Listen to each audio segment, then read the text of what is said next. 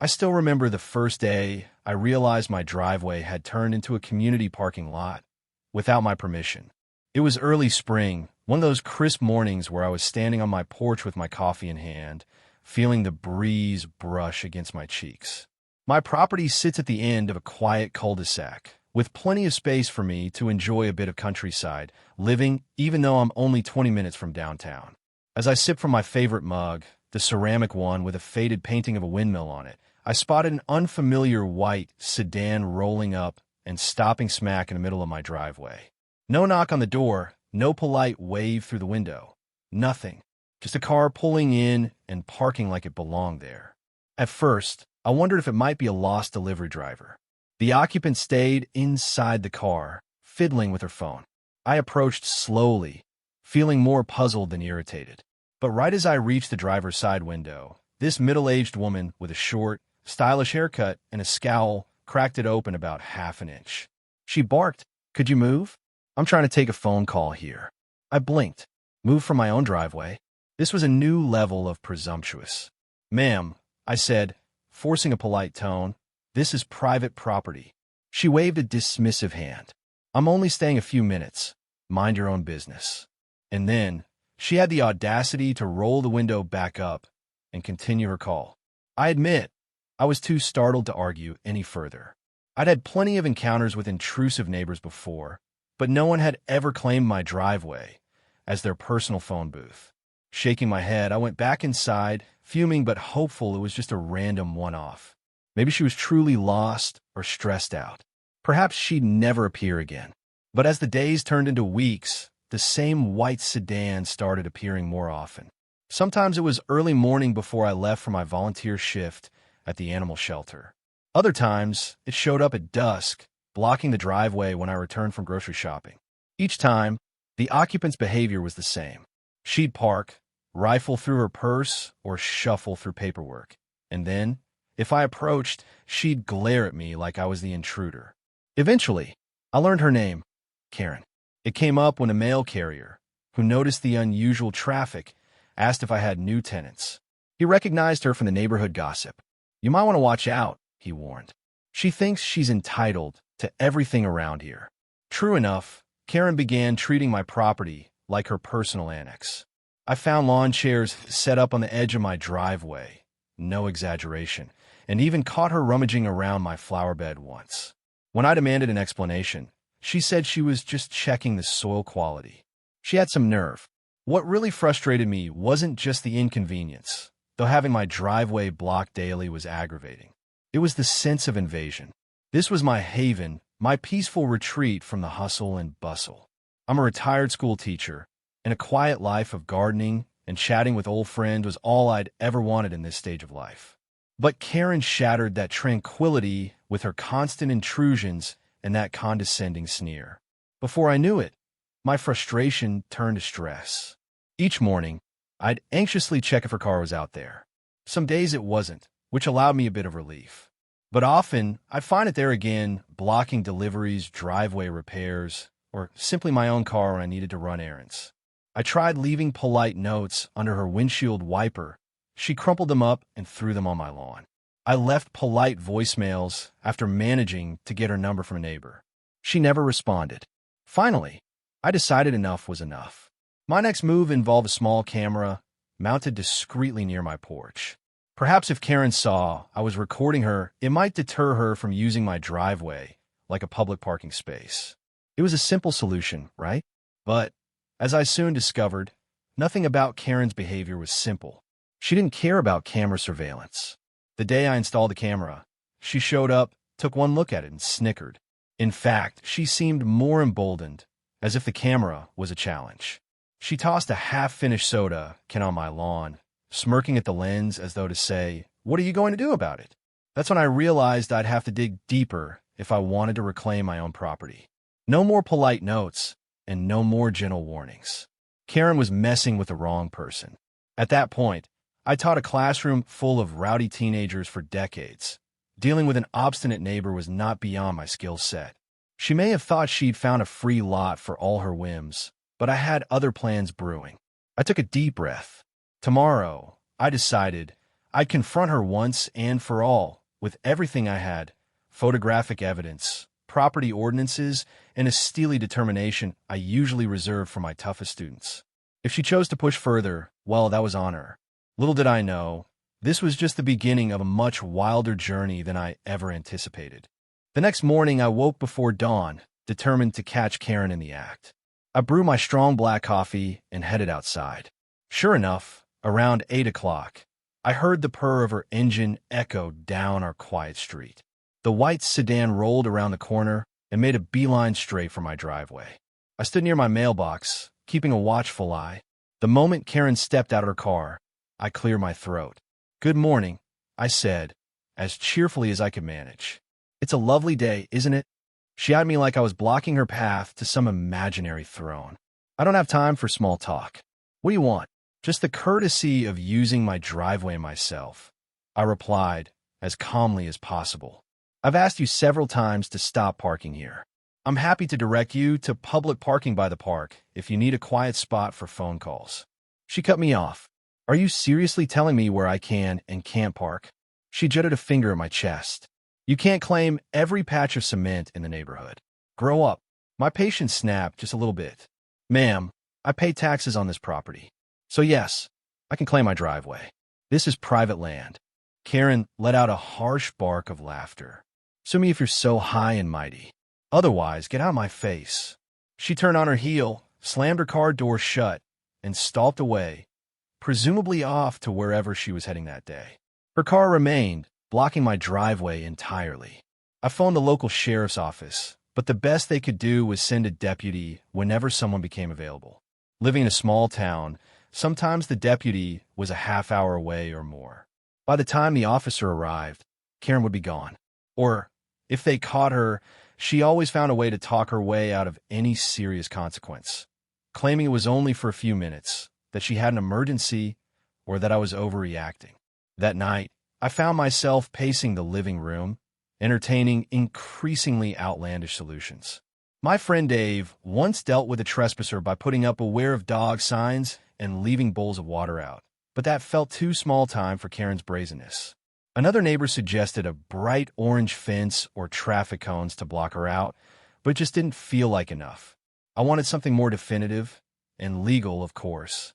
It was exactly at this turning point, after I discovered yet another fast food wrapper in the driveway from her lunch run, that a thought struck me.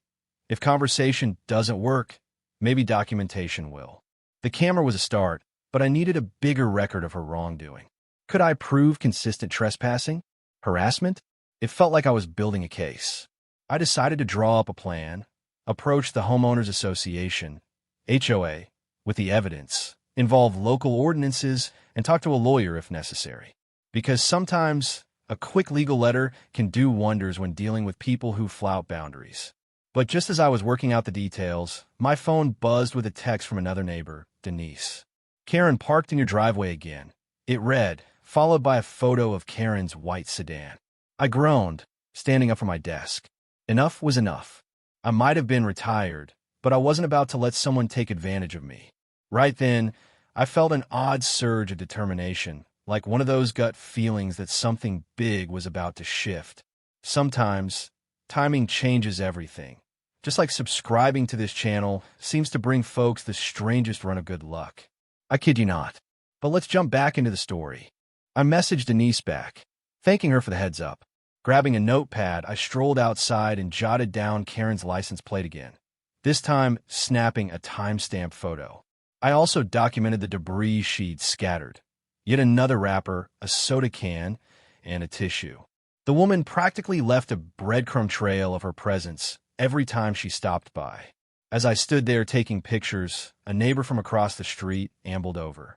Bob, a retired firefighter with a heart of gold, peered at the mess on my driveway. "Is this who I think it is?" he asked, raising an eyebrow. I nodded. Karen strikes again. Bob sighed. "You know, she's done it to others too. She parked in my driveway last month when I had guests coming over. I confronted her, and she said I should be flattered she trusted my space." Flattered? The nerve. We stood there, sharing exasperated looks. It was one thing to have a Karen for a neighbor, but this felt like a different breed. The entire community was catching onto her brazen behavior. And I was the bullseye. "Let me know if you need any help," Bob offered. "I can verify how often I see your car on your property. Happy to sign something if it comes to that." I thanked him, relieved. At least I wasn't alone in this ordeal. Perhaps with enough community support, Karen might realize she couldn't keep stomping on our goodwill. By the time I finished gathering evidence, Karen returned to her car. She saw me with my camera, gave me a look of utter disdain, then sped off, tires squealing. I snapped a final photo of her license plate as she left, determined to piece everything together into a timeline: dates, times, and repeated warnings.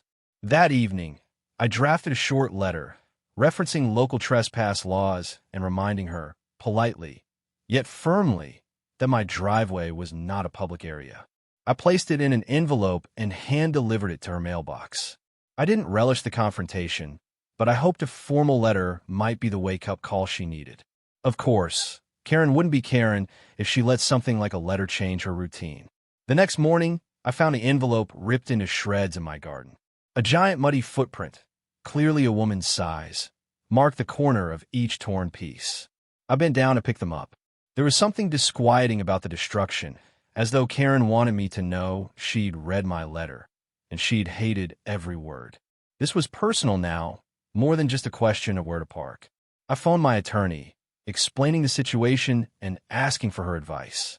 She suggested filing a complaint for trespass or even small claims court for damages, especially if Karen caused actual harm or forced me to lose money, like paying for any property cleanup or towing.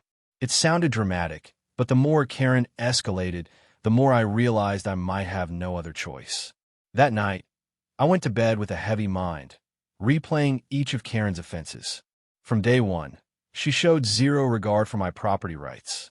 Maybe my biggest mistake was letting her get away with it so many times. My politeness might have seemed like weakness. But that was going to change.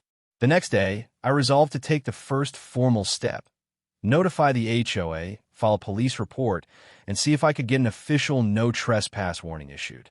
It felt like a lot, but I was tired of feeling anxious in my own home. Karen had turned my little slice of heaven into a battlefield, and I was ready for a fair fight.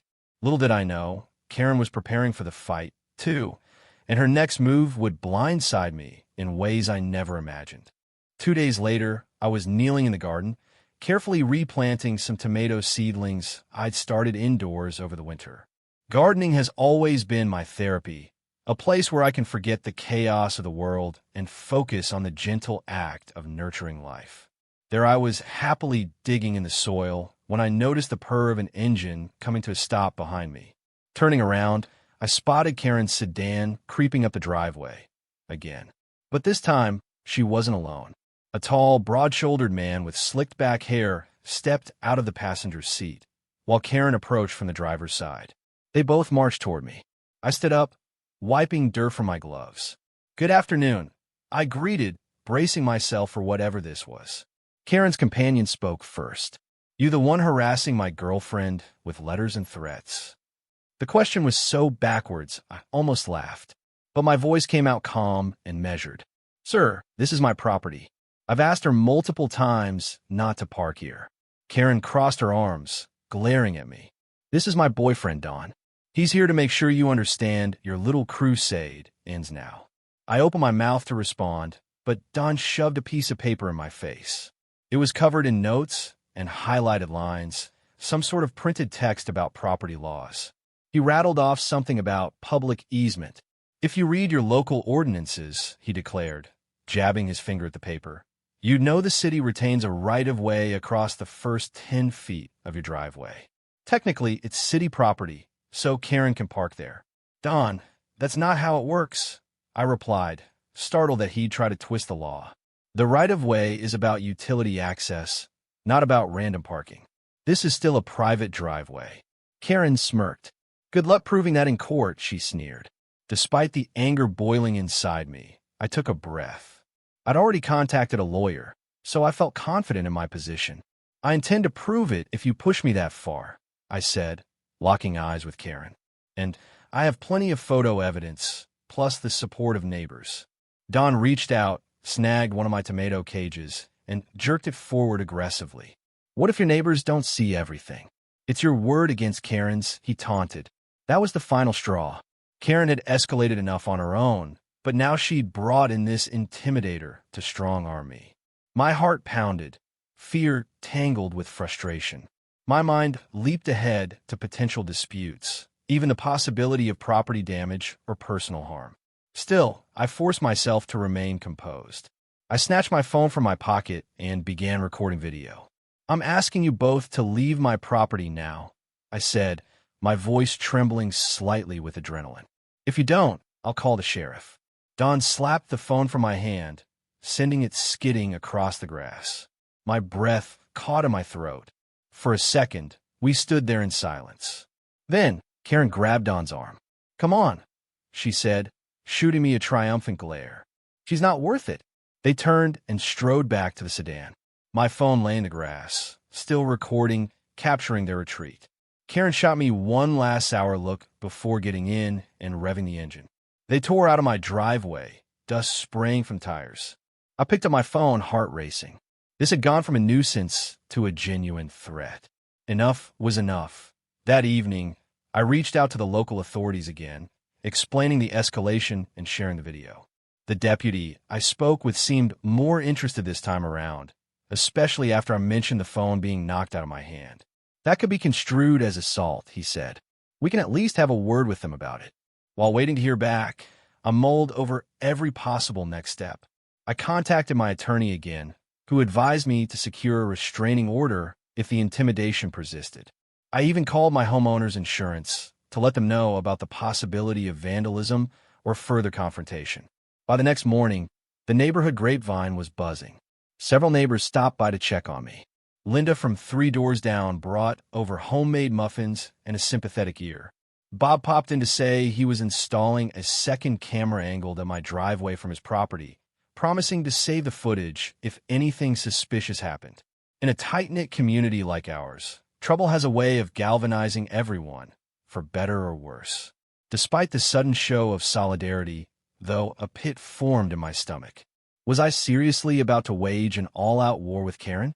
Part of me longed for the old days when I could just spend my afternoons in the garden, enjoying my retirement without confrontation.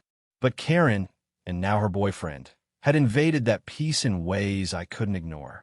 Late that afternoon, I took a slow walk around my property, double-checking the fences, gates, and camera angles. My mind whirred with possibilities.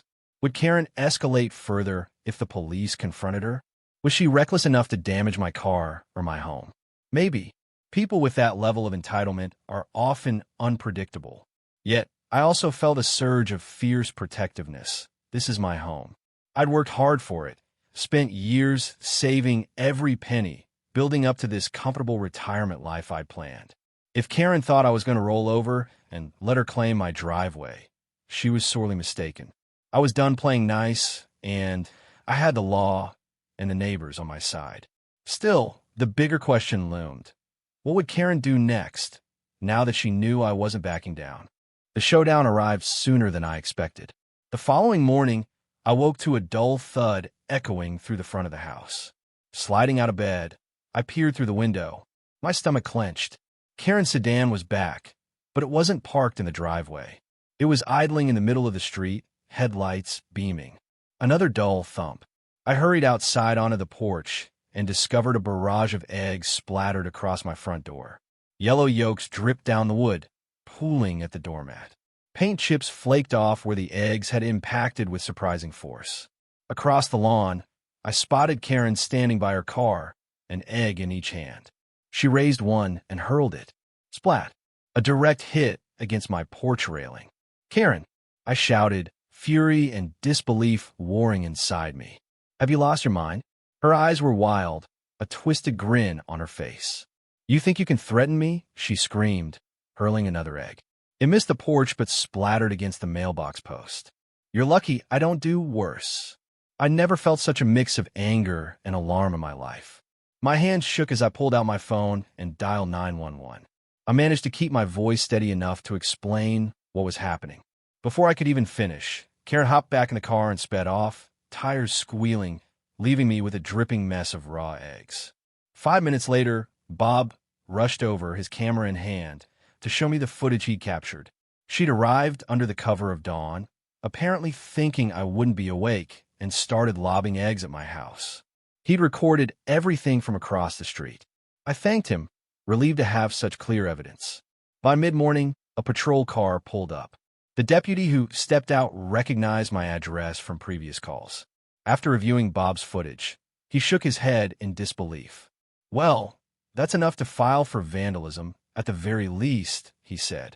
"We can bring her in for questioning, maybe even charges if the district attorney's office sees fit." I felt a surge of victory. Finally, Karen's brazen disregard for boundaries and law would have consequences. The deputy took my statement, along with Bob's, and promised to follow up. That afternoon, I tackled the egg cleanup, scrubbing at the sticky residue with a heavy-duty brush and soapy water. As I worked, Linda dropped by again. This time, she came bearing not muffins, but a small gift basket with cleaning supplies and a note of encouragement. It made me smile, in spite of everything. And then came the final blow. For Karen, that is. My lawyer phoned to let me know the restraining order against Karen had been approved on an emergency basis due to the vandalism and threats. The documentation, the video evidence, and the neighbor statements had been enough for a judge to sign off on it immediately. Karen was legally forbidden from coming within a certain distance of my property, and that meant she could no longer set foot or tire on my driveway. A few days later, the sheriff's department made contact with Karen. I don't know if she was arrested or simply brought in for questioning, but I do know she vanished from the neighborhood for a while. Word spread she'd been forced to pay a hefty fine in addition to the citation, though I never confirmed that detail. Despite her absence, there was a lingering sense of unease whenever I stepped onto my porch. I wondered if she'd come back. Bullies don't always disappear after one good scare. Sometimes they lie low, waiting for the perfect chance to strike again. I doubled down on my security system, adding a second camera, updating my porch lights, even installing motion sensors near the driveway. For weeks, though, everything stayed quiet. My driveway remained blissfully empty, my flower beds undisturbed. The neighbors resumed their usual routines.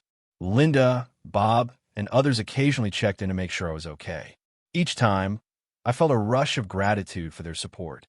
One afternoon, as I was deadheading roses by the fence, I noticed a car inching down the street. My heartbeat quickened, but it wasn't Karen's sedan, just a delivery driver looking for an address. I realized then how tense I'd become, how much I'd let Karen's antics get under my skin. As I set down my pruning shears, I told myself it was time to reclaim my peaceful state of mind. The next day, I decided to throw a small get-together. Nothing fancy, just a few neighbors, some light snacks, and a pitcher of iced tea. We gathered in my backyard, the warm sun filtering through the oak trees. Bob joked about sending Karen an invitation just to see if she dared show up. We all laughed, relief evident in our faces. In the weeks that followed, life drifted toward normalcy. My attorney finalized some paperwork indicating Karen was to have zero contact with me under penalty of law. The HOA, newly aware of the fiasco, enforced stricter parking regulations throughout the neighborhood. It felt like the entire community benefited from my ordeal. Months passed without a single glimpse of Karen. I heard rumors she'd moved to another part of town. Maybe she found a new driveway to park in, or maybe she learned her lesson. I didn't particularly care which. All that mattered was that my property was mine again, a safe haven, exactly as it should be. Sometimes, in the early morning light, I still half expect to see that white sedan creeping onto my driveway. But then I remind myself, Karen thinks my driveway is public property. She learned the hard way. And whenever my doorbell camera pings in the middle of the day, I don't feel that old pang of dread. I'm free to enjoy my garden, my retirement, and my little corner of the world in peace. Maybe it's true what they say. No matter how tough the bully seems, there's always a way to stand your ground. In the end, respect is earned. And if some folks won't give it willingly, the law is there to help you reclaim what's rightfully yours. And that's a lesson Karen won't soon forget.